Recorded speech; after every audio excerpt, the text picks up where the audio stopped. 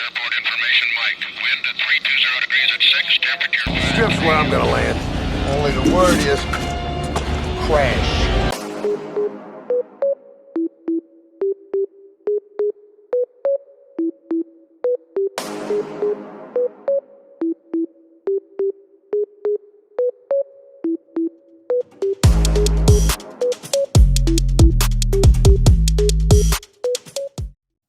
Hey, and welcome to the Wager Zone, action-packed sports weekend. Probably our first good matchups in college football went down this weekend.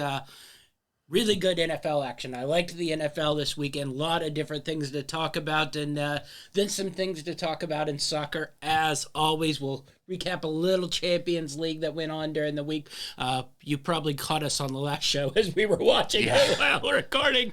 But nonetheless, let's kick things off. We're going to go into Man City and sort of ease into the Arsenal-Tottenham and matchup, but not a lot to talk about Man City. Yeah, they've got like 5 guys hurt, and it still doesn't matter. Cruise through the Champions League matchup, cruise through the Premier League matchup. The only thing I think that came out of that's worth talking about is Rodri got that cheap red card by, shoving the guy, putting his hands on his neck. I don't think much of it matters until that last game where he's going to be suspended versus Arsenal. You're down De Bruyne, you're down, Rodri now, Bernardo Silva's been sick and out for, about a week and a half now. Is this a chance for sort of Arsenal to get there? Or as we transition that Arsenal-Tottenham game, it sort of looked like Arsenal has looked all year long. I thought, coming off that game in the Champions League where they dominated, that looked like Arsenal of last year. Yeah. Tottenham game, it looked like Arsenal of this year. Got up 2 different times, didn't finish an opportunity. Yeah. Son made him pay with Madison. So is this an opportunity first for, Arsenal to steal a win here with Man City depleted even more than they've already have been? Or are you looking at Arsenal here and this is just sort of, I don't know if they're going to hit their stride this year like they hit it last year. I mean, I think you've got to take your chances when you can find them on Man City, and they don't come around like this often. That's easier said than done. Yeah. Man City, they've got the depth of 3 Premier League teams. They go to Calvin Phillips, who can't even get a game. Who's England's starting defensive midfielder. I wouldn't be too down on yourself if you're Arsenal on that Tottenham. I mean, they kind of blew their chances there, but Tottenham's been playing a lot better this year, and I give them credit as well. My Spurs doing well, going in and getting the point on the road. You want to try to sell to your team whatever opportunities you've got against Man City to give yourself a shot. Yeah, I don't know if I buy it because I just thought Arsenal, hasn't looked great, and I thought. Coming out of that Champions League match where they won, 3-0. Now, granted, it wasn't, a high-level Champions League opponent that we'd sort of look at, but I thought it looked more like Arsenal. Jesus was in there. Now, there was no Martinelli, on the weekend. Yeah. No Troussard as well, so they had to switch it a little bit with Nakeda, playing wing, but it looked more like Arsenal did, and I sort of look at that game and I go, who's more upset at this result? And I think Arsenal was more upset because I think Arsenal probably outplayed Tottenham a little bit. Yeah. Tottenham seemed to be smarter in those key moments, especially getting that goal after Arsenal scored. Well, yeah, that 2-1. That game ending a draw, that's a win for Tottenham and kind of a missed opportunity for Arsenal, especially when these two are going to be neck and neck as far as separation in the standings. Arsenal's just kind of been. They've just lacked the explosiveness they had, coming out of the gate last year, and haven't quite put all the pieces together. Now, we'll switch to Tottenham a little bit, then we'll talk about a couple of other teams. Can they keep this up throughout? I mean, you're looking at it. I thought Brendan Johnson came in, played pretty well, but once again, he sort of does what, Brendan Johnson does. Yeah. Good opportunities. there are 2 or 3 there that he probably should have finished that he doesn't finish. It almost looks like he belongs on Chelsea. But nonetheless, maybe he had those opportunities, didn't finish them. It just seems, we know Kane's not there. Basically, they're scoring. I've heard rumors that they're trying to get Kane back, by the way. Have you seen that? I don't think Kane's coming back. I think he's pretty getting, cheap hat tricks, playing Bochum during the week. But I do worry a little bit that it's like Madison creates, Son finishes, and that's pretty much all Tottenham has scoring-wise. Not that opportunities don't come. Yeah. But I definitely like... You get nervous. There's nobody else to finish but Son. And if Son's not finishing, you aren't getting goals. Yeah, but I do at least like the style they're playing. Yeah. They're finding ways to create these opportunities. Yeah. Every now and then they've had some lulls. Last week they had a struggle. Yeah. They got lucky there. That's sort of what you know. Son couldn't finish. He had maybe just 1 or 2. Now, granted, they got those goals late. Richarlison, maybe he finds some form. We mentioned Brendan Johnson. Maybe he finds some form. Maybe they can keep those goals. I will say this. Their style this year is way more fun to watch yes. than what they played last couple of years. And oh, no. I feel much better watching them now. I think they're leaking more goals this year, but they're getting more goals, and it's a lot more entertaining soccer. So I'm enjoying it. Yeah. The other thing I worry about, Madison or Son go down. Oh yeah. I think this team starts to fall really, really quick. Yep.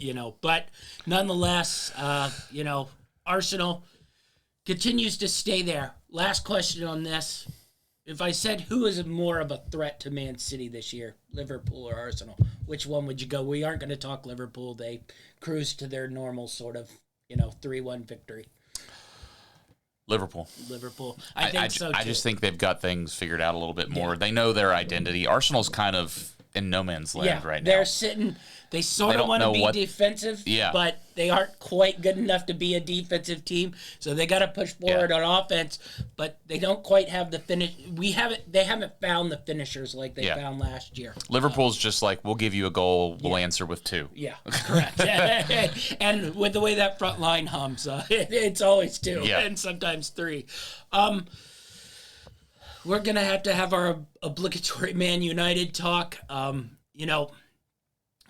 I don't, coming off the Champions League, I don't think anybody thought they'd go into Bayern and win, especially with the way they're playing. They got that 1-0 victory at Burnley. To come, Crystal Palace this week, they got that win pretty easy. Granted, Crystal Palace played a bunch of 15-year-olds at Jordan Ayew. They've got them Premier League this weekend. But they got Palace off of Burnley, and then I think they have Fulham and Brentford before they start hitting the big hitters again. Have you seen anything from Man United, even like crumbles that they can make a little run here as they play sort of some of the bottom tier teams? Or are you still looking at that Burnley game? Where, if you give Burnley Son and Madison, they probably win that game 3-1. Yeah. They just don't have finishers. Are you still nervous, Man United, and they drop one of these to one of the sort of lower tier teams? Definitely. United's shown that they can go on long stretches without producing anything and give up just stupid, dumb goals. We asked, 2 weeks ago, is it time to panic? Yeah. I think it's beyond time to panic. And, they may be able to get some wins here, but I still don't see any evidence from them so far that they can hang with the top dogs this year. 2 weeks ago, Brighton, we saw it, it was writing on the wall, just went in and dominated. Yeah. I will say, Amrabat came in on that Carabao Cup game yesterday. It made the midfield look a little better with him and Casemiro together, a little more forceful. Now, how much of that was Crystal Palace literally playing no one and not going forward at all? I think we'll see this weekend. Yeah, it definitely looked like Crystal Palace was prioritizing the Premier League matchup over this matchup. Yeah, so I think we'll see more, and maybe we'll sort of see if Manchester United can at least beat the sort of lower tier teams and play with them. We'll switch to another sort of downtrodden program, and I think I sort of got to put this up for a vote. this might be the last time we talk about Chelsea because Yeah. you know it's not a bad run. It really hasn't been a bad run now for 2 years. They are who they are. You know, basically can't finish in front of goal, have the ball, but you know got countered. Ollie Watkins hit it. You know, Chelsea 1-0 loss. I mean, basically, we probably should have been putting in correct scores. Chelsea lose 1-0. Yeah. And we could have made some money. So I think this is just sort of how much longer do we even discuss Chelsea? Or is Chelsea just a mid to lower table team? Yeah, going to struggle. I think to they'd score? be lucky to finish on the top half of the table at this point. Just no production and just everything's in disarray. Yeah, I put them on here because I'm like, I don't think there's a point in talking about them. If we're going to talk about Chelsea, we might as well talk about Brentford and Fulham every week because it's the same sort of thing. And they aren't a very good team. Yeah. And They have a lot of payroll, but no production. No production. Well, maybe when Nkunku comes back, we re-put them on the list. But I think this is the last we say from them for a while, unless we get, 3 goals in a game? That isn't versus Luton. Yeah. Yeah. Is that their only match they've got over 1 goal this season? I think so. Maybe they scratched 2 out in one, but I don't recall ones they've... That's the only one where they've put balls in the net thoroughly. I will say that. And it hasn't cascaded off someone's leg randomly bouncing in the goal. But sort of a mixed bag for this team. Newcastle, Champions League. Granted, they came away with a point. I mean, anybody who watched that game probably watched Milan dominate it for 90-plus minutes and can't totally figure out how they didn't score in that game. Rafael Leal dribbling through, 10 people and then tripping over himself, trying a back heel.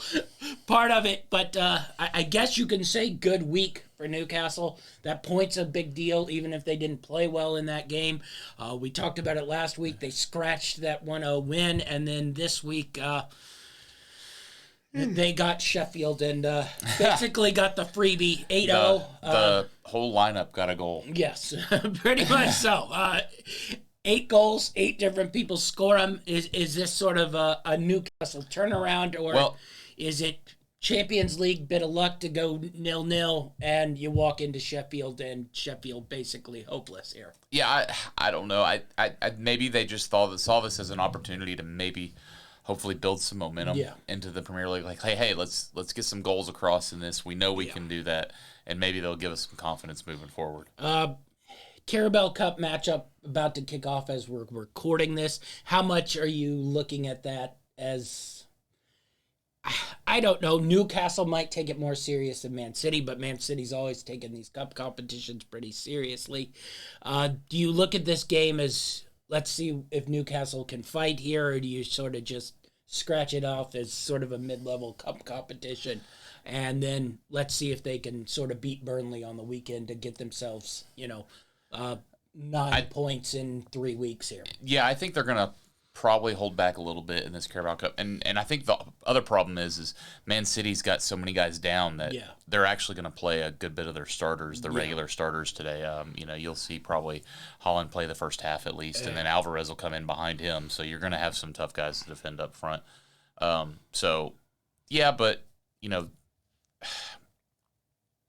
they're really worried about Champions League and Premier League.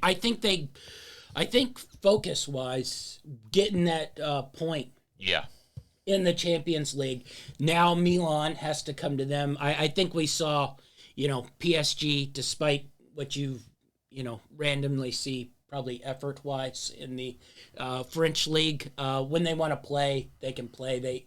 They dominated Dortmund. Now, how great is that, judging by what Dortmund's seen? But I think you'd say Dortmund, Milan, Newcastle, all in around same talent level. Yeah. PSG a little above that, and now stealing that point from Milan and having Milan go into Newcastle, which will be very difficult to sort of take points group stage wise.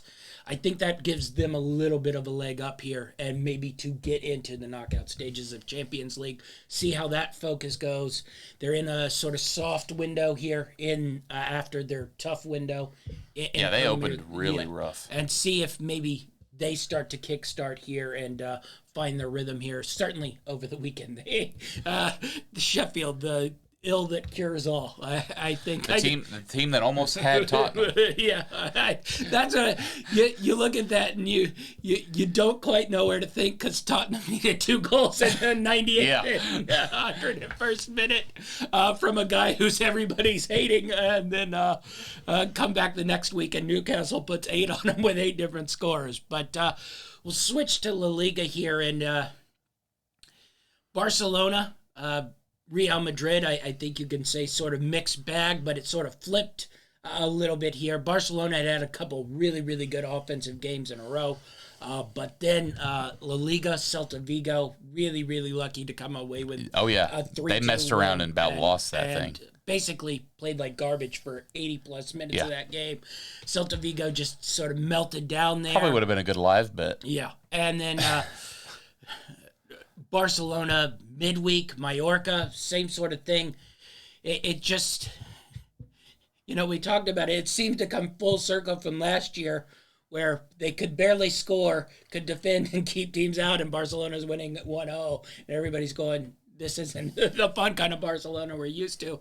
And now they're back to fun. Yeah, there seem to be fun Barcelona, but they seem to be able to get countered by some very poor teams here. Celta Vigo not played all that well, Mallorca, that was just a comedy of errors the other day. So what's your feeling here on Barcelona? I don't think La Liga. I think they'll be challenging there. But, Champions League, look ahead. Would they be one of your teams you think could make a deep run, semifinals, finals, and Champions League? Or they're going to come up against a team who can sort of defend them and then easily put goals on them? I think they're going to have a tough run of it. Both of these teams. I don't think they'll have a problem getting out of this group. They got a really. Last year they had the tough group. This week they got a pretty good group. I just look at the top 2 teams in the Liga this year, and they just don't seem as dominant as they usually are. I mean, maybe they're just coasting and don't feel like they need to perform, but Barcelona's dropped some points that they should have had easy. And I think you flip that to Real Madrid. They sort of did their Real Madrid thing in the Champions League. That's the one we were watching where,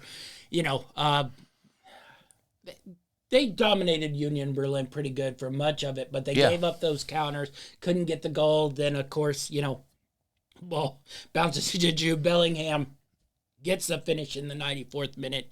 That's just Real Madrid, classic Champions League. But I think you flip that over into the weekend, and you could sort of say it was classic Atletico Madrid Champions League during the week, up 1-0, tried to sit on it for 98 minutes, and of course Laszlo's goalkeeper comes down and gets a cheap goal to tie it 1-1. That was awesome. Not really a terrible result, but you figure Atletico Madrid can win that out, coming off the terrible performance at Villarreal off the weekend. But then this weekend, you go into it, Atletico Madrid, just spanked Real Madrid to the point where I don't even think Real Madrid 3-1 sort of flatters. Well, and weren't we getting close to writing off Atletico after last week? I think so. And then, I think that's what's so frustrating. That this team can go to Villarreal, lose 3-0, have Laszlo basically dominated for 90 minutes and give up a keeper goal in the last 8 minutes, and then play Real Madrid, who they haven't even played all that well the last couple of years, and basically just dominated from the first minute to the last minute. So where are you sort of seeing these teams, or are you just seeing all these teams are flawed? It's just going to be one who can stay healthy, because that's been a Real Madrid problem, and sort of who's going to take games versus low-level competition more seriously. I think we've seen Barcelona and Real Madrid be able to beat that low-level competition. The reason Atletico Madrid isn't sitting top there is they have it. They have that bad loss to Villarreal. Yeah. They have that terrible one that, I got the score right on the 0-0. What do you make of these 3 teams? Just flaws, and that's what it's going to be all year in La Liga. Points lost where they probably shouldn't. Yeah, and you called it there. Barcelona and Real Madrid, they have won some of those ugly games and still managed to get the 3 points where Atletico's dropped it. Yeah. I think right now you've got to have Real 1A, Barcelona 1B, and then Atletico kind of 2A. Sitting if they really fall off. Not quite. I mean, that win over Real kind of opened my eyes a little bit. I was kind of like, whoa. But I don't know. It's a long season. We'll see. But it's definitely those three. Yeah, I think so. The only thing I love is Real Madrid fans going nuts. They've been undefeated all year, haven't lost a game, and lose to Atletico Madrid, and everybody thinks the walls are burning down. Well. It's always my favorite. But we got to talk about the other team who theoretically could be atop La Liga. Yeah. Really by the end of this recording. Now, how serious are we taking this team? Girona is who we're talking about. They're undefeated as well. They're going to get tests this week. Villarreal. Didn't they finish like 10th, 11th, I believe, last year? They, previous before that, they were in, the second division of Spain for, a long. But they haven't lost this season yet, have they? No, they have not. Undefeated this year. They're, just, I think, one draw, I think. Yeah, 1 point off of Barcelona. If they win today, I think they move top. Or can they contend? They have no Europe. So, I mean, they've looked good doing it. Yeah, that's what I'm sort of torn because they've probably, if you watch their games throughout La Liga, they've looked the best. Well, they don't have all these problems that we were just discussing about Barcelona. Now, will those creep up at some point this season? This week, I think we'll sort of see. Villarreal midweek, Real Madrid on the weekend. But are we given a sort of Girona run here, or do you think eventually Real Sociedad, Real Betis, Athletic Bilbao sort of slowly move their way back into that sort of fourth spot? Or I think they could stay up kind of, right there It behind. was a big jump last year to move in from Division 2 and end up finishing 10th. Now, the point differential was not... I could totally see them finishing right behind those top three we've been discussing. So you think there's a chance they can pop that top four? We'll see what they... I think the Villarreal game midweek is important because that's where we sort of see them having to play, 3 games in about a 7-day period. This isn't a team that is loaded like the... I mean, not even loaded like a Real Betis or Real Sociedad depth-wise. 0-0 at half right now. 0-0 at half. So we'll see where Girona finishes. I put Napoli question mark here because a team we loved last year. Do we want to break them down or give them, one more week and see if they could sort of get back on track this week, or do we just put we're a little nervous here that this Napoli's run was fun last year, and we get the sort of traditional Napoli fall this year. I think we're getting a big fall. We've seen how good both the Milans are this year, and you've got Juve's playing a little bit better, so it's not a great week to break that one down, but Juve is playing better. I mean, better, but I think there's some stiff competition, and Napoli has just come out flat. Yeah, it's just completely flat. And there's just a lot of organizational issues going on that we'll see what comes of that. But I don't think they're going to have the resolve to turn things around this year. Yeah, I think we won't set fire alarms yet.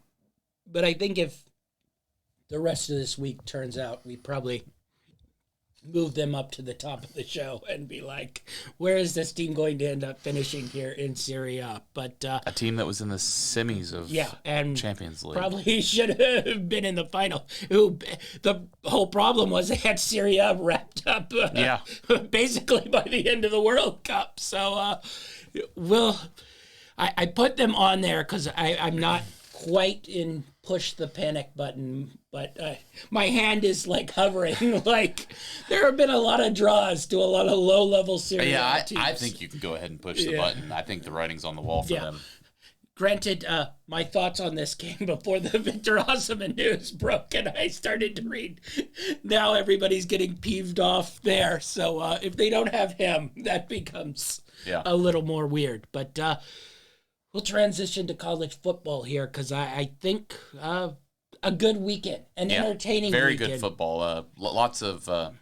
I missed a lot of sleep. Yes, I think we were both pretty dead on Sunday, and sort of zombie watched the NFL games. We had NFL picks. Yeah. We didn't share them with you. No, we wore down a little bit by Sunday. Someone didn't want to continue producing videos at 11 o'clock after sorting through everything, but we'll get those out this week for sure. Well, I should mention no wager zone next week. Yeah. I'll be out of town, so no wager zone, but we'll have our picks. Yeah, we'll get our shorts out. We'll get our shorts, we'll get our picks. You'll have that. No wager zone, though, next week. So we'll have to wait a week. Good thing there's not a lot going on in college football this week. Got a little bit of a tease of a good week. This week's a little bit more dour, which is why I think we'll talk a couple teams here more than a couple than the games. Yeah. And games look ahead. I got a couple of those, but I wanted to talk to you about a couple teams. I had a couple players. Yeah. Let's talk that Clemson Florida State game because both of them sort of have so games this week. Granted, Clemson has had their issues with Syracuse, so I say that. But we were on sort of opposite ends here. I'm still a little bitter about losing my bet and you winning yours. Yeah. No truth that I can get my 5 or 6 dogs that you've had this year that have gone to overtime I and believe lost? I'm 0-5 if I go to overtime on my dogs. So granted, this one was a pretty low-level dog, but I think we both watched the game. You got your win, but I think Clemson probably played better. Yeah. Florida State got the win here. Yeah, I think you got to give Florida State some credit for going in there. That's back-to-back road games. They had a trap game last. I mean, I say trap game. It was Boston College, but we won't break down that result. But they obviously weren't. They were looking at Clemson last week, clearly. And I thought they would win this one a little easier than what they thought they were. That was my play of the week. I still managed to get it. Yeah, but I did not. I think there's something to be said about going in and winning that, and getting that monkey off your back after losing something like 7 straight. Yeah, it was 7 straight in Clemson, and college football's weird like that. Sometimes you could have the better team, and just the things going on affect the outcome of the game. So I think they deserve a lot of credit. I don't think it should be a knock that it went to overtime on Florida State. I mean, going into Clemson and winning, Yeah. and Clemson clearly has gotten better from the opening weekend versus Duke to now whether they can continue that level of play, I think the offense is better. I shouldn't not better, streamed down to the point where they don't lose themselves games, sort of like they did in Duke, making stupid turnovers. Defense controlled that game, and if the running back picks up the blitz and doesn't get the scoop and score, Clemson probably goes on to win that game, or the kicker makes a 10-yard field goal. Nonetheless, I'm curious, do you think Clemson is the main contender?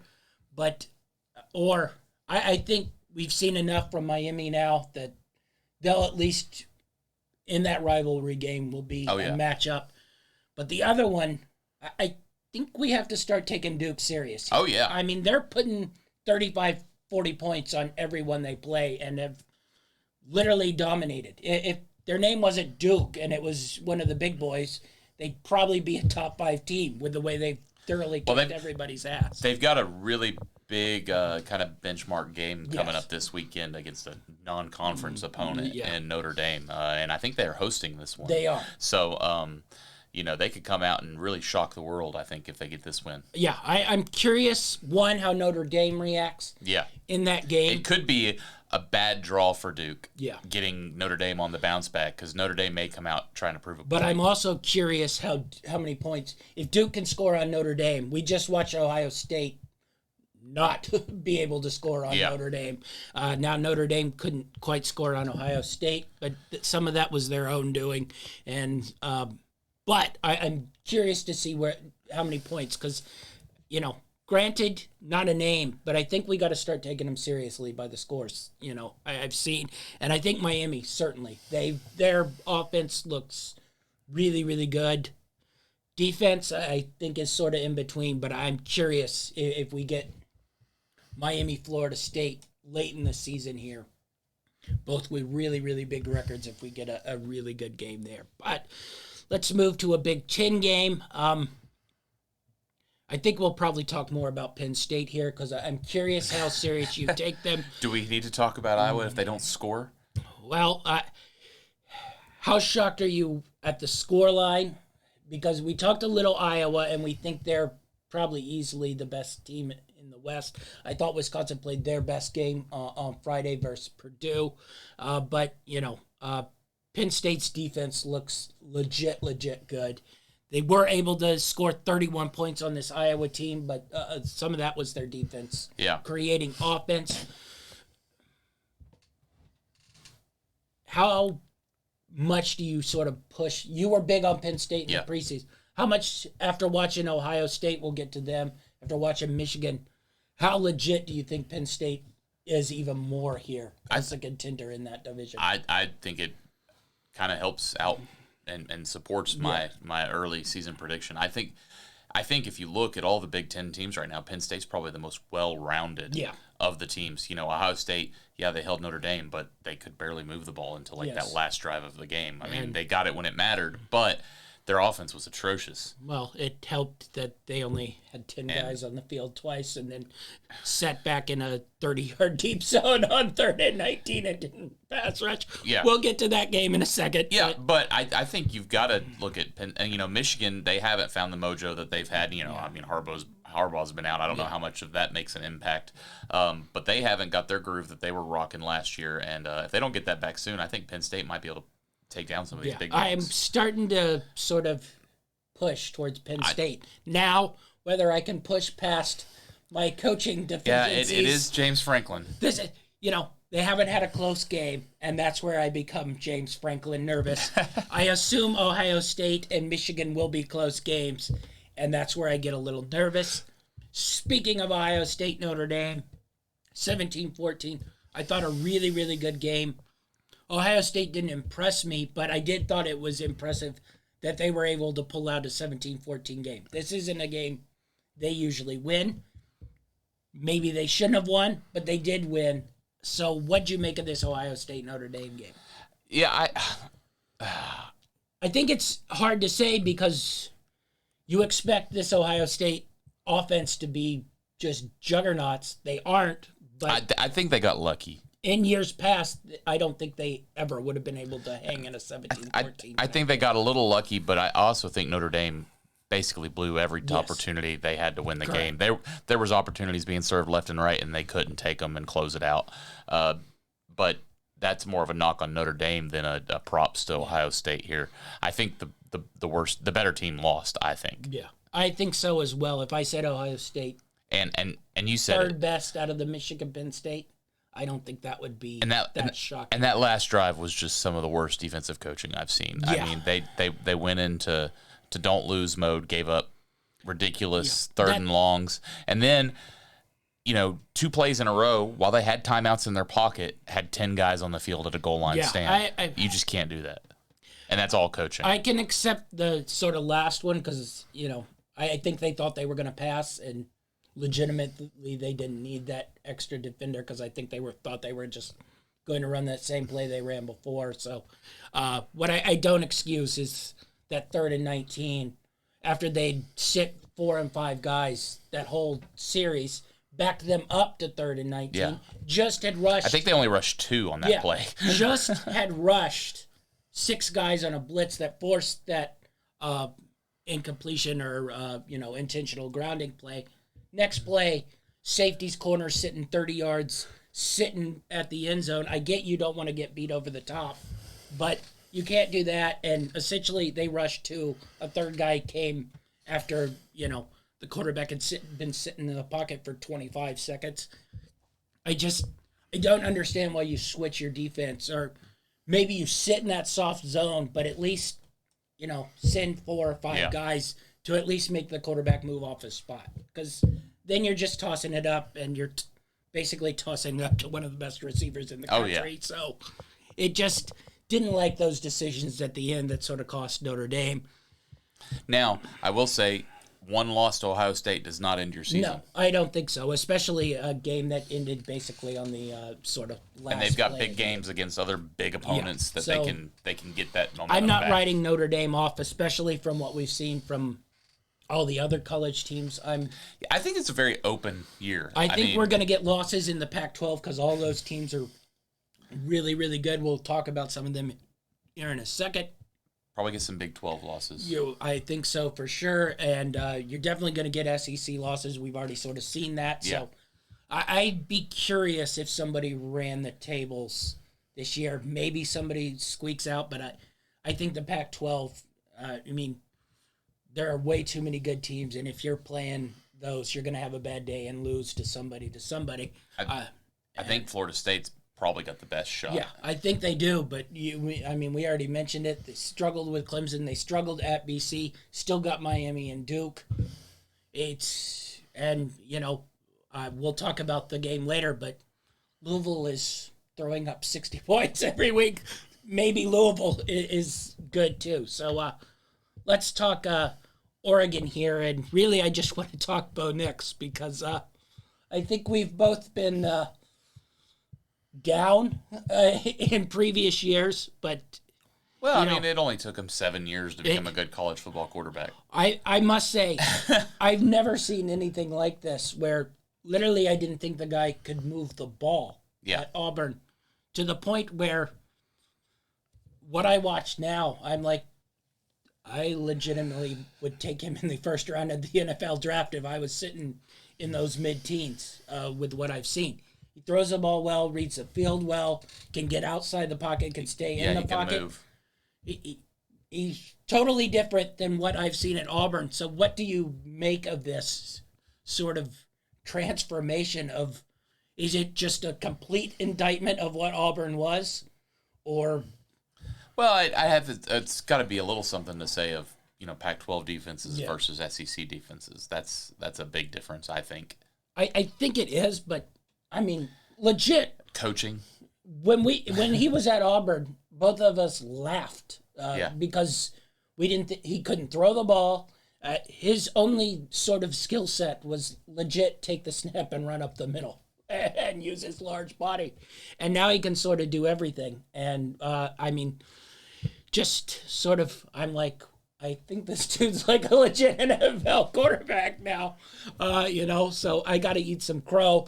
Flip over to, I don't think anybody came in thinking Cam Ward might be one of the best quarterbacks in the country, but I mean, he's progressed each and every year. He was really good last year with this Washington State team. Yeah, I was. But this Washington State team now, I think is a really, really good team, and he's playing awesome. He legit was ridiculous in that Oregon State. Yeah, I had Oregon State in that one, and I was shocked at just how much Washington State just dominated that game. I think Oregon State closed late, but it was all Washington State. Washington State, true competitors in the Pac-12. Well, that's why I was going to ask. With Cam Ward there, does Washington State move into that class with Washington, with USC, with Oregon? It's a shame that we're getting like the best year we've had in the Pac-12 in like the last 20 years. And legit, I think you could put all four of those teams in the playoffs. And now it's the last year of the Pac-12.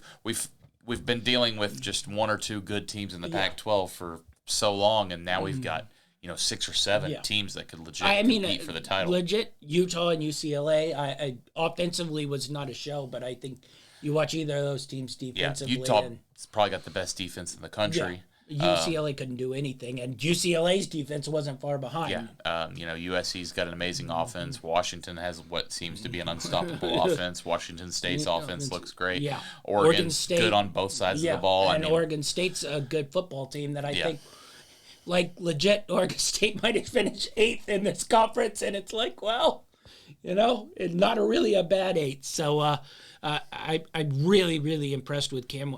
Honestly, we'll get to the NFL, but last couple of years, I don't think there have been a ton of quarterbacks, I think, if you graded them out.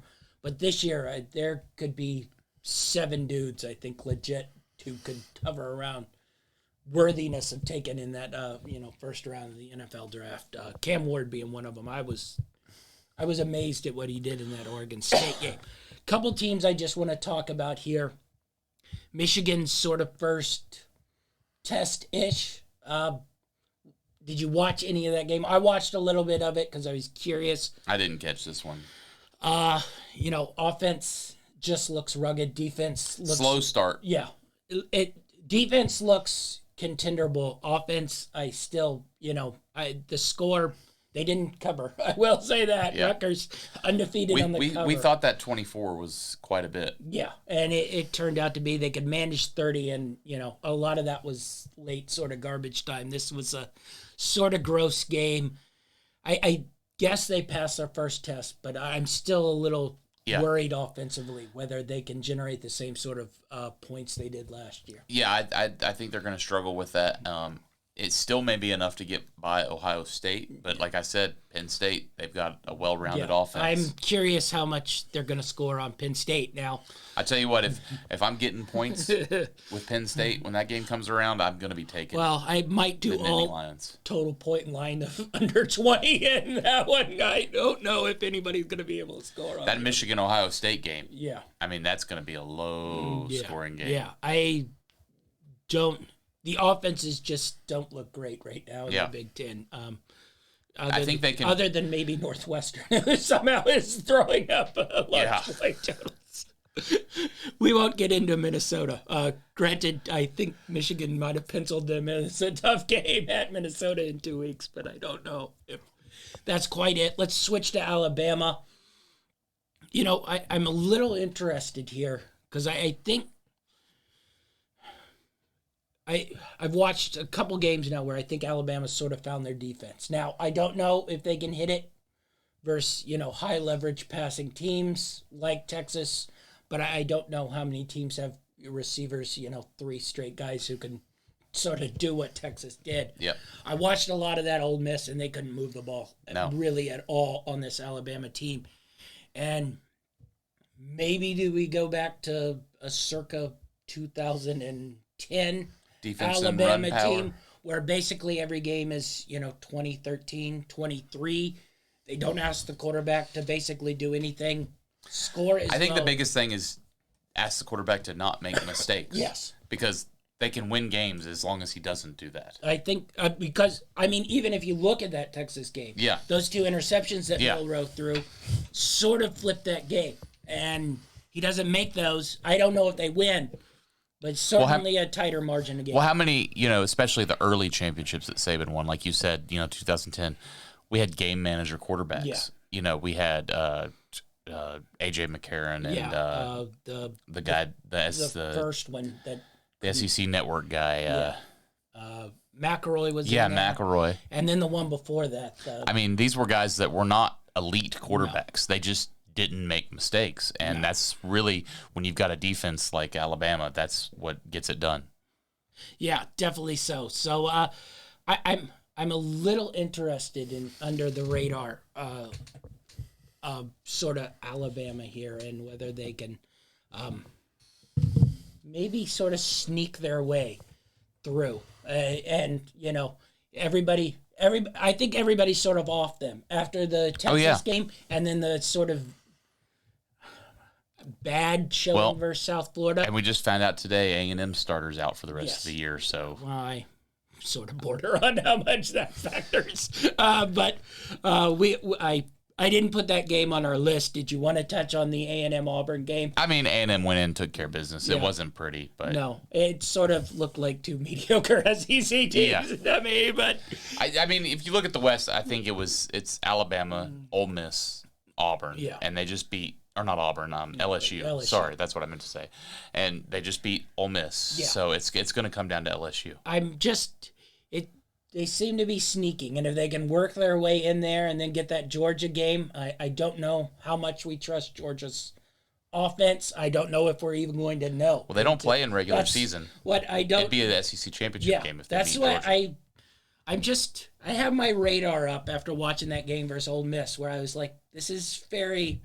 like early Nick Saban. And quarterback basically throws a swing pass, they run up the middle, punt, and make sure the defense holds. Well, and I don't know if you've noticed, but Georgia's kind of struggling to find their identity as well. Yeah, we'll talk a little that Auburn game here coming up. I wanted to talk TCU because I think we were both on SMU pretty good, and this is probably the second or third straight game where TCU's defense looked like they could actually stand up, and the offense continues to flow. It's making me want to give a little bit more credit to what Colorado did in week one, because I kept thinking, well, TCU's just bad. Yeah. And they continue to prove me wrong, because I thought SMU was going to go in and get that win. I'm now sort of like, I wonder if TCU, sort of like I think Alabama, different sort of way, but I'm like, if TCU's defense can hold up enough, their offense is going to score on they're going to score 30, 40 points every game. And now I'm like, I wonder if TCU's sort of sneakily a Big 12 contender, especially after watching Oklahoma play Cincinnati, over the weekend.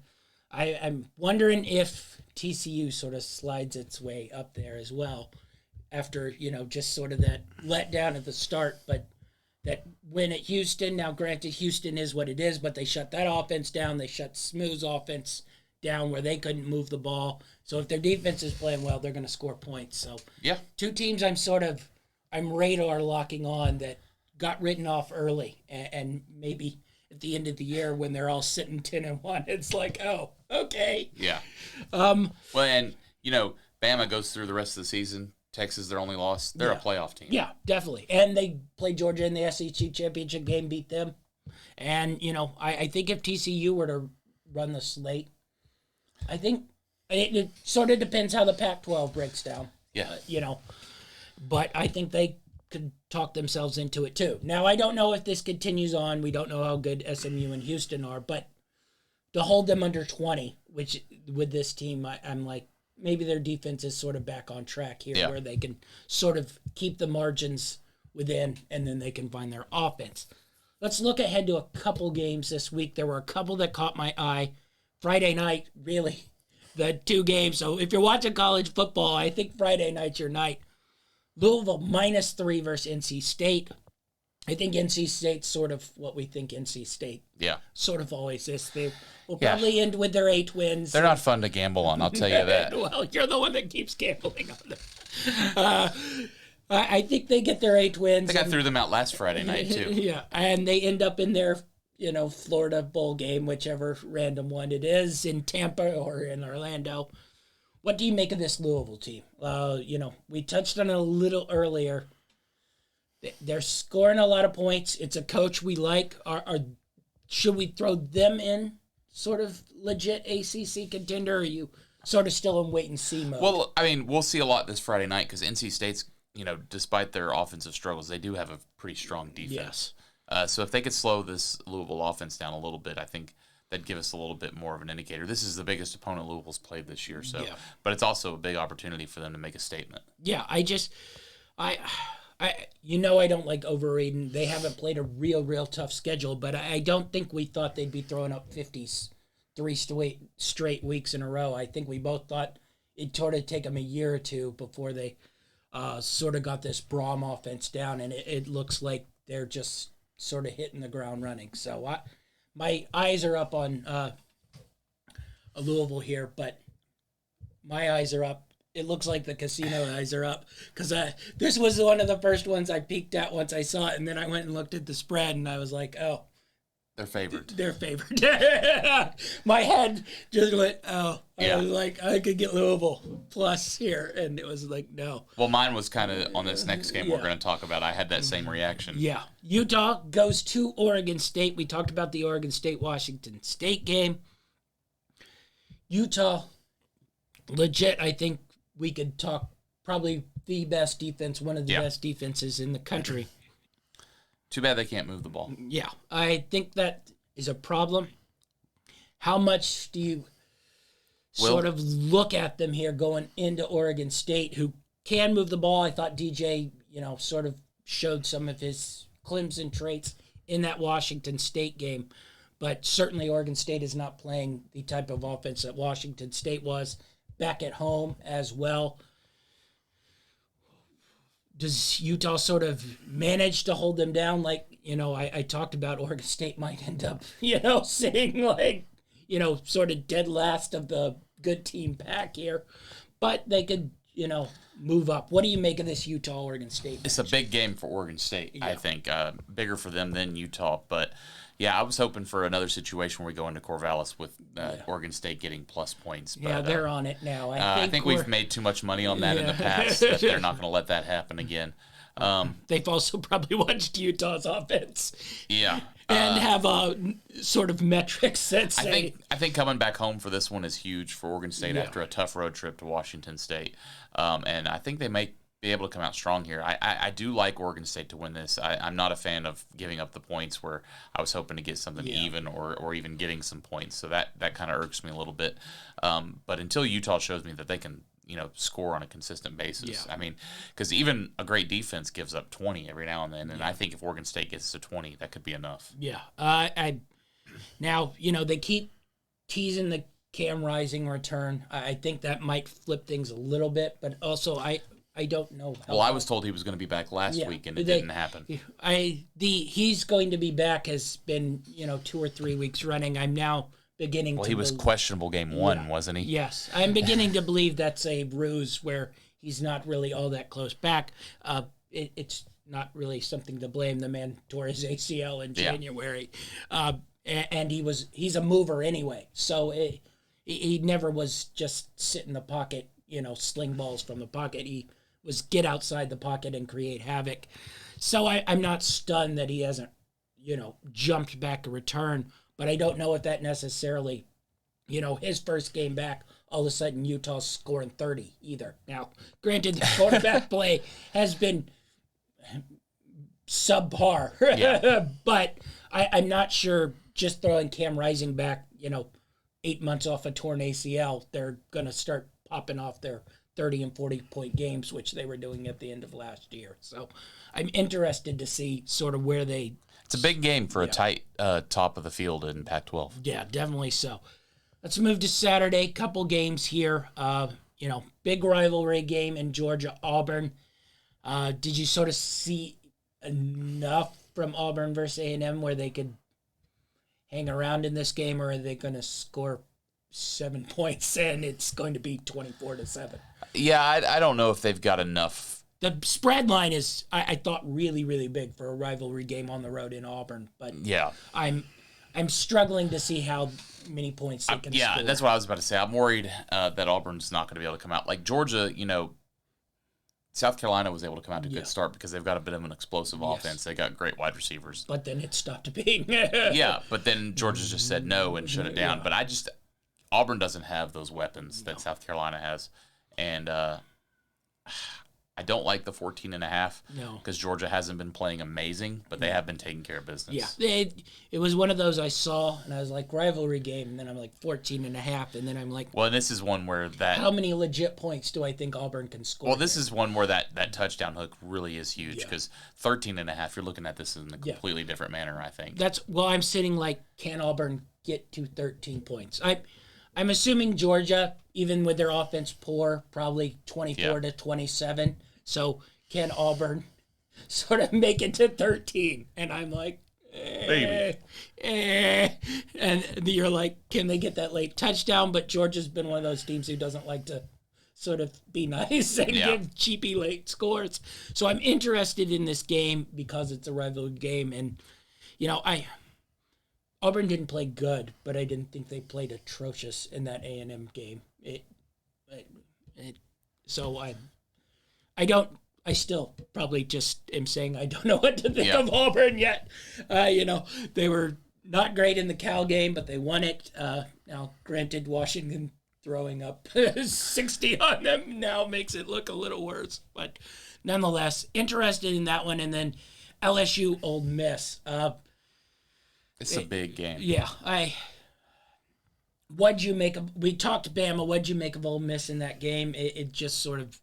Ole Miss, it's sort of a little bit better, but they're sort of the NC State of the SEC where you sort of know what they are. They win their 8 games and go to their Florida Bowl. Well, they had an early lead against Bama and just slowly started to lose that because they couldn't put them away when they had the chance. And I think it's going to take some big-time scorers to keep pace with LSU, who's proven to have a really good offense. Well, that's what I'm curious about. Like, if we got the Tulane quarterback in this Ole Miss game, I think both you and I think Tulane probably wins that game. Yeah. It was a one-possession game with about 2 minutes to go as it was. So does this Ole Miss team look worse if that Tulane game now is on their schedule without, you say that's a loss, and then, lose to Alabama and not be able to even get to 20 points? I don't quite know what to make of Ole Miss. You see the Tulane win, and it's like, oh, the Ole Miss, good. But then you sort of look at it in hindsight from above, and it's like, well, if that Tulane quarterback played, Tulane probably wins that game by 10 points. Ole Miss is 2-2 and not able to get to 20 points even in the Alabama game. Well, I haven't even really seen a good Ole Miss this year. LSU's had their lows, but I've actually seen moments where they look really good. Well, LSU continued their trend of either look really, really dominant or a little shaky. Arkansas, doesn't win, but they pose a challenge of toughness. So, I think that was a difficult game. But I'm interested to see what LSU we get, and if we sort of get a good Ole Miss here. I didn't like the way the offense looked, but I don't know how much of that was Alabama. Yeah. All right, let's get to the NFL. This was I had a good week in the NFL. You had a good week we both had a good week in the NFL. It was a good slate. It was an interesting week. A lot of good, a lot of bad. Yeah. A lot of ugly, and I sort of labeled this good, bad, and ugly because I didn't want to just I have a problem with the first team you have in good. Well, I wanted to put good here because I think this team has a chance to be probably one of those legendary defenses in the NFL. They have held teams under 10 first down 3 straight weeks. 10 first downs. Not just like teams can't move the ball. Well, and this week was the first week somebody had got into the red zone on them. And I'm what do you think, we've talked about it, what do you think this Cleveland Browns team can do? Can it sort of manage itself enough to not expose itself offensively? Because Watson played better, but he sort of played better once they got up 13-3. I don't think anybody was, oh yeah, the Titans are coming back here. Where do you put this sort of Cleveland Browns? Because I legit think this defense could literally be one of the ones, Ravens, Bears, those type of teams. But can the offense maintain enough composure to not put them in bad situations, as in that Pittsburgh game where they gave up, 14 points there? I don't know if they can. That's why I don't think they should be in this good category. I think Watson just makes too many dumb mistakes. They're going to be handcuffed by this guy for years. And just, losing that Chubb injury was just devastating because they could have just been a ground and pound defensive team, and that took away a lot of their ground attack. Now they've got other guys that can come in and fill in okay, but they're not Nick Chubb. I'm interested this week versus the Ravens. Now, the Ravens are missing 2/3 of their team. Yeah. Basically, it's Lamar Jackson, Zay Flowers, and Rashad Bateman. Edwards probably going to be out now too. So, it's. I don't know how much you see off this, but I'm interested just what the Cleveland Browns can do. Just basically try to get 4 yards at a time. Yeah. Not turn the ball over and just let this defense totally destroy teams because they've destroyed teams all 3 weeks. But they are 2-1. Could be 2-2 after this Baltimore game. I sort of combine these two, but I think we do have to talk about the Dolphins, probably the team everybody's talking about in the NFL. Can this maintain all season long? Because now, granted, we'll get to the ugly because they played an ugly. But I think defensively, I think we both think there are question marks here. Can this offense sort of take them all the way to the Super Bowl? Or is it going to be like a lot of these offensive teams that we've seen in playoffs, somebody's going to smash them in the mouth, and they got to grind. I mean, they scored 70 with Jalen Waddle not even playing. Yeah. I just, Tyreek's proven time and time again that I don't care if you focus on me or not. I'm getting my yards. I'm going to do what I want. And, the great coaching staff and head coach that just puts them in positions to make plays. And, they've got like the 4 fastest players in the NFL. And Tua came out near perfect for the entire first half of this game. Just really impressive. But, the ugly, they quit. Yeah. Definitely so. So let's transition to the Bills, who also dominated 38-3, 30. Oh, yeah. Washington kicked the field goal with 2 seconds left to make sure they didn't get shut out. Dolphins-Bills this weekend. How much are you putting into this game as sort of a look ahead, or is it just sort of too early to this is potentially an AFC championship game. Conclusions here. I think both of these teams are playoff teams, so it's a great test for both of them. I'm curious to see what the Dolphins defense can do versus the Bills Yeah, here. heck, if you go back and watch that first half, I mean, the Broncos were terrible, but for the they were moving the ball. First 20 minutes of that game, it was back and forth. And then the Dolphins just kind of put it away in the second half. But there were times where the Dolphins couldn't slow them down either, and that's a freaking dysfunctional team if you've ever had one. So little questionable on that, and interested to see how well Buffalo can move the ball. Also interested to see if Buffalo can slow down Miami. Yeah, I'm not certain if that's going to happen either. I'm sort of curious to see how either side of these defenses play this out, and if any of them can even remotely stop the other. Well, this is a long shot prediction here, but I could totally see Miami winning this game and doing what they want, and then seeing these teams match up in the playoffs, and we get that defensive hard-nosed game that you talked about in the playoffs, and Miami falls and crumbles because it's a defensive I think game. It's also sort of important here. Now, I say this, and I've said, in years past, Buffalo's sort of a warm weather team.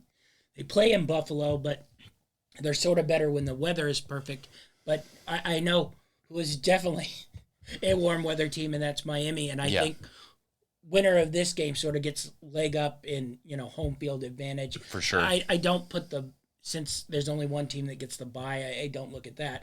But I do think home field advantage is sort of important because Buffalo at least is used to the weather. They don't always play well in it, but I think we could go back to the Dan Marino days and watching, the Dolphins having to go up and play the Bills in the playoffs in January, and it never turns out well. So I think this is sort of important for that sort of seeding-like thing to see where both these defenses sort of say the Bills' defense has actually been pretty good to start the year.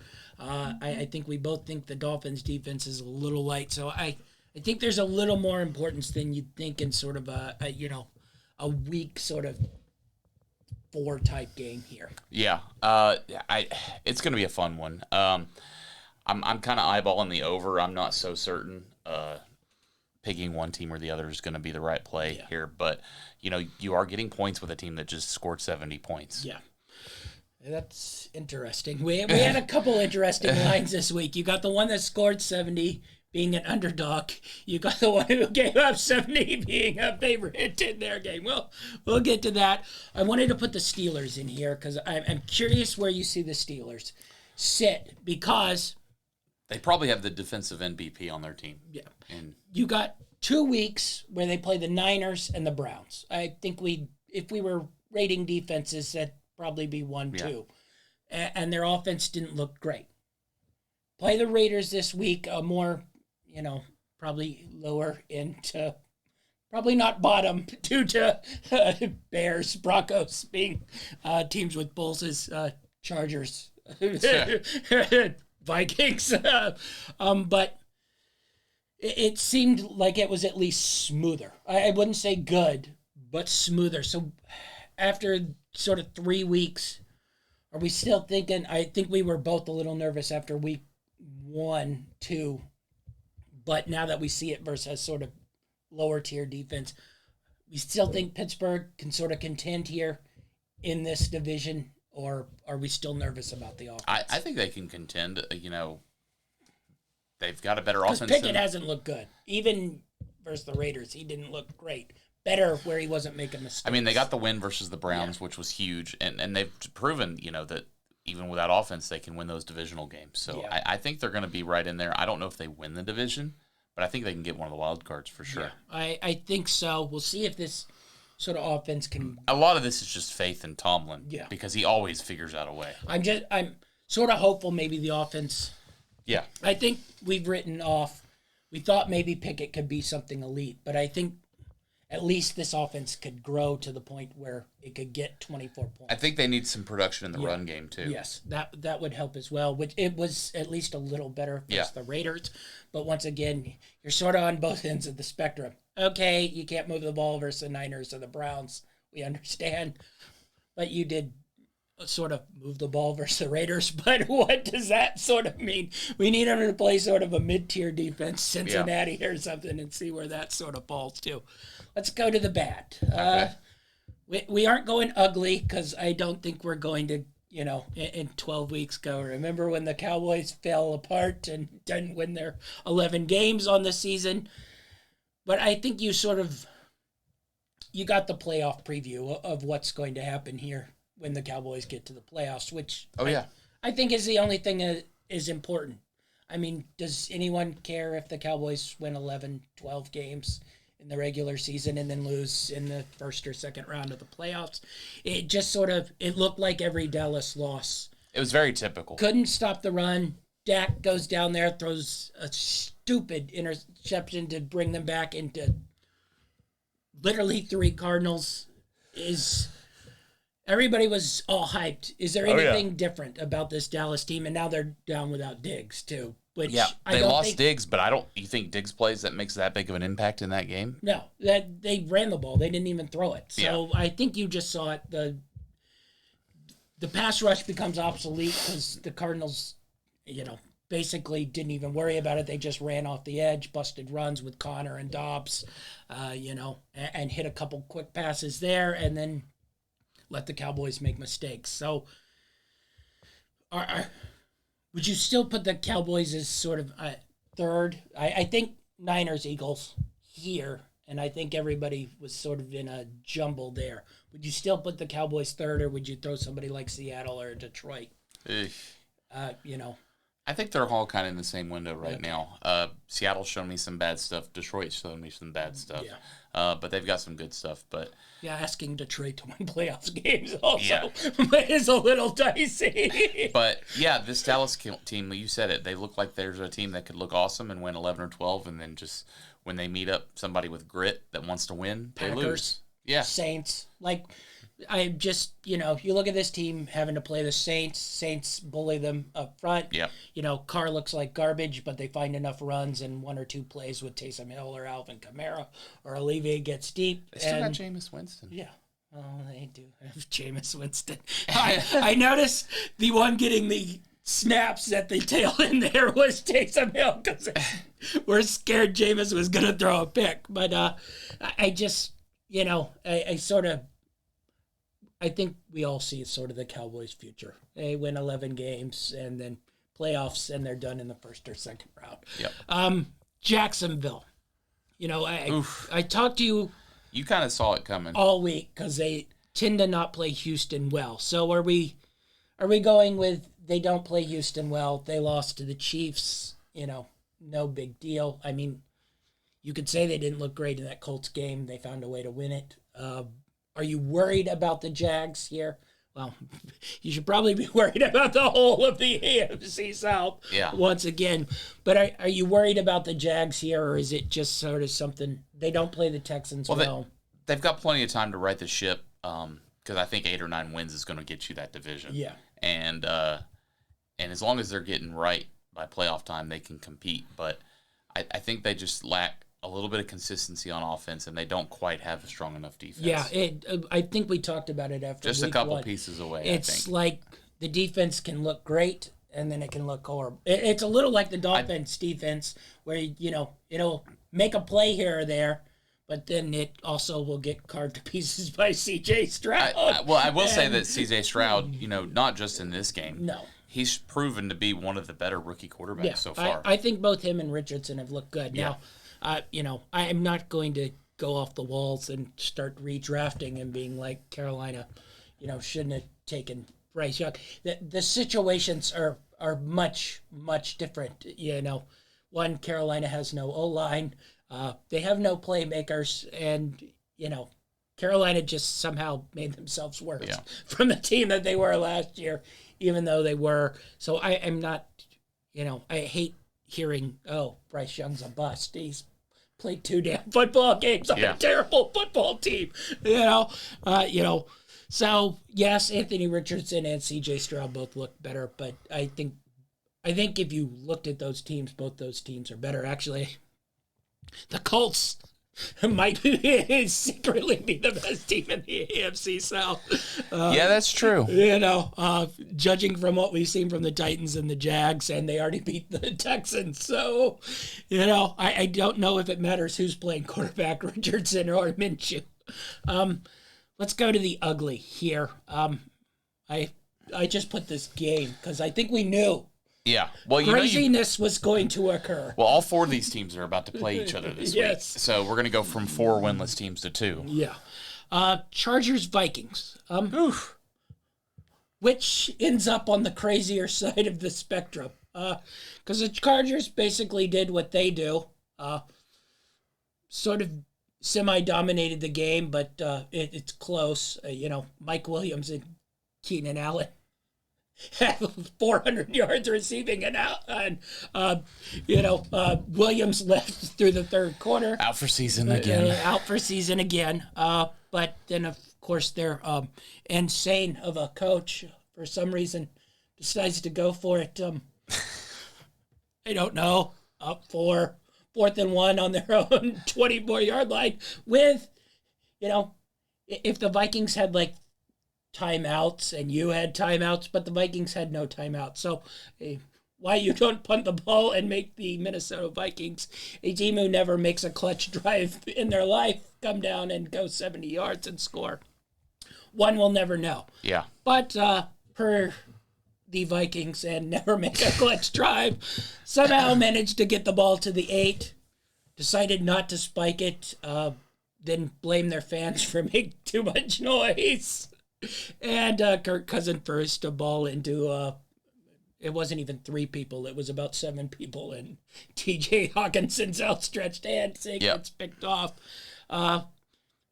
Do we actually make anything of this game, or just both teams sort of stayed on point of what the Chargers and Vikings are?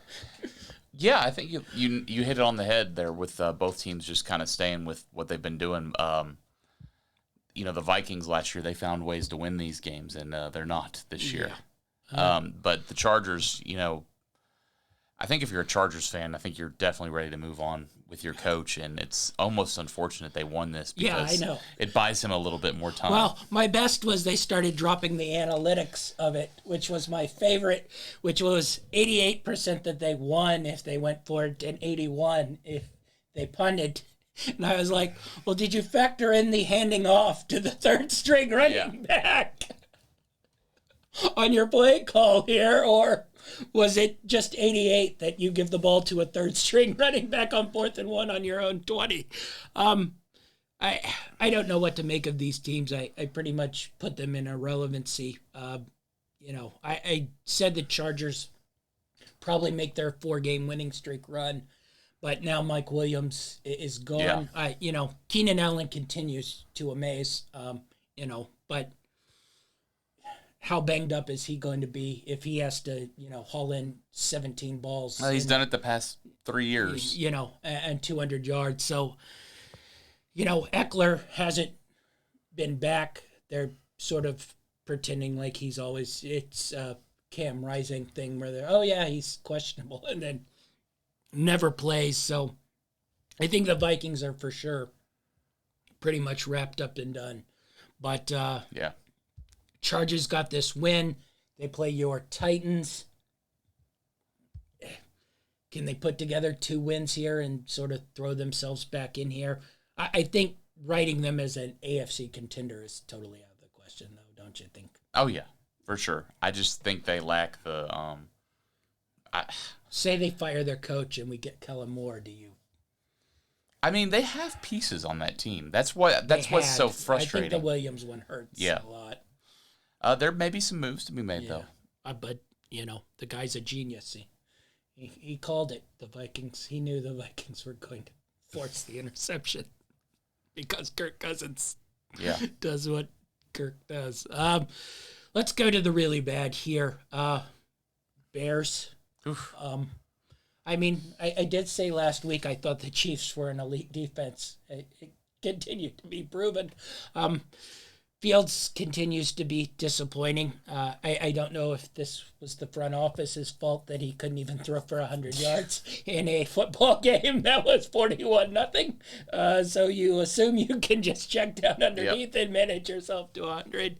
I will say this. He's in a bad organization. And that's 99% of pretty much all quarterbacks succeeding. There's probably like 5 in the history of the game that it sort of doesn't matter where they went, they were going to be good. So, yeah, he's in a bad organization, but also he's not a very good quarterback. So you have the combination of bad organization with poor coaching. I don't think they've made a good coaching hire in Mike Ditka.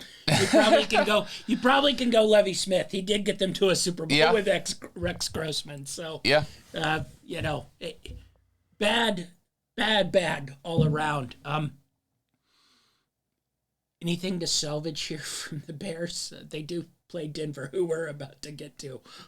Which is worse? I think the Bears are probably at the bottom of the pile just because they've got all the organizational issues, the ownership, the GM, the coaches, the players. I mean, it is top to bottom just in shambles. Whereas, Denver, I think they got personnel to. Yeah, and they've already made the move for Peyton. It's not, showing dividends this year, but I think it will down the road. Especially, I think if they can grab one of those quarterbacks in the upcoming draft. So I think the future is brighter for other teams, whereas the Bears just look like they have nothing. And it may be, tankage for 2 to 3 years just to kind of reset everything. Mm-hmm. Yeah. So if we're betting on the Broncos-Bears game. I told you before we started this show. I'm kind of leaning Broncos. I want to go back into the annals of history if a team has ever lost by 55. And then been the favorite on the road. The road favorite the next week. But I mean, it's like the reasons I just said. I mean. Yeah, I know. I think, you've seen at least the, first 20 plays that are scripted by the Broncos, they tend to be okay. I mean, like I said, just sort of die slowly they were mostly competitive in that first half versus Miami. The defense might be a little bit of an issue, but the one team who might not be able to take advantage of that is the Bears. Yeah. And then I wanted to flip it to the Titans because I think there were so many bad teams last week. It did hide them a little bit. No one is. Well, one, I don't know how many people were watching the Cleveland Titans game. I was, because I wanted the Tannehill interception, and then I was like, well, they aren't even going to attempt to throw the ball for him. And when they did, he was on his back. Yeah. So, where are we sitting here? I'm honestly. I guess you can't throw the season away because the Jags are awful. The Colts aren't any good. The Texans aren't any good. But I don't think the Titans are any good. Well, here's my thing. What do you gain from throwing Tannehill out there still when you've got those guys back there? I mean, I guess he's got leadership, but are his abilities that much better than Willis or? Well, they might have been killed in the Cleveland games. Maybe you do the sort of throw him out there as the crash test dummy to be murdered by Myles Garrett. Yeah, maybe they're just keeping their young guys safe, and they're just like, we'll just use Tannehill to the best of his ability, his last contract year. But this Titans team's not going to go anywhere this year. I mean, it's obvious. Their offensive line is complete trash. They had 2 tight ends following Garrett every time he swapped sides of the line. Didn't help. I saw one play, they got to delay a game because they kept moving their tight ends. And to help block, and then he was still all over Tannehill. So I mean, do you honestly see this Titans team going and outscoring anybody? I mean, I guess they did it to the Chargers. That's the only thing is, like, maybe you just sort of go through the schedule and be like, okay, Saints, legit defense, we aren't moving the ball. Cross, Cleveland, legit defense, we aren't moving the ball. Yeah. Cross. But then you go, well, Chargers, This is the frustrating thing I've got with the Titans here. Like, I don't understand, the moves that they've done the last few years. They started cleaning house, but then they bring in guys to try to still be competitive, but they're not fully competitive. They draft young quarterbacks that they're not going to use. Use Hopkins. He just sort of stands out there with So, I mean, and you drafted Treylon Burks, you go out and get Hopkins, but you're just going to leave. They legit didn't even, well, I get it. They couldn't hold up long enough, but if you're going to have Burks and Hopkins, yeah. Okonkwo at tight end was a number 2 round pick. He was one of the best tight ends coming out the year they drafted him, and he's been doing nothing despite the fact that I keep picking him to do something. I think that's what I don't understand. You loaded up your passing game, and then legit, they did not even want to basically attempt to throw the ball last week, and I understand their protection couldn't hold up, but okay, I assume you knew that going into the season. Yeah. So why are we trying to build up our pass catchers? I don't understand the inconsistencies and the GM moves that they're making, and I wish they had a clear path. And it's this middle of the road thing. But it's typical Titans. It's what they do. Their bad years, they're 6 to 8 wins. Their good years, they're 8 to 9 wins. Yeah. I think we'll probably not be talking about the Bears and Broncos much, but I sit here and wonder, we might have to talk about the Titans every week because I don't know if anybody's going to separate in that division. Yeah. And I think the Titans can sort of sneak. Well, what a smash fest the Colts-Titans games are going to be? That's what I think. They can sort of sneak games like that, and I think they could probably sneak games like the Jags out. So, we might be talking about bad either Titans, Jags, Texans or Colts every week, even though I don't think legitimately think any of those teams are all that good.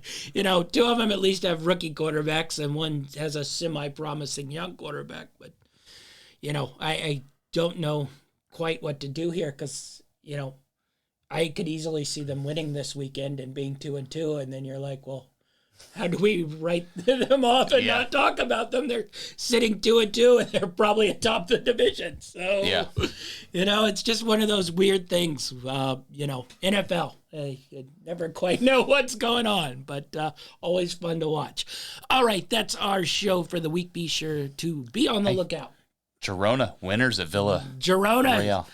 Winners at Villarreal. So is the Real Madrid started yet? Real Madrid won 2-0. Oh, wow. Girona not on top of La Liga.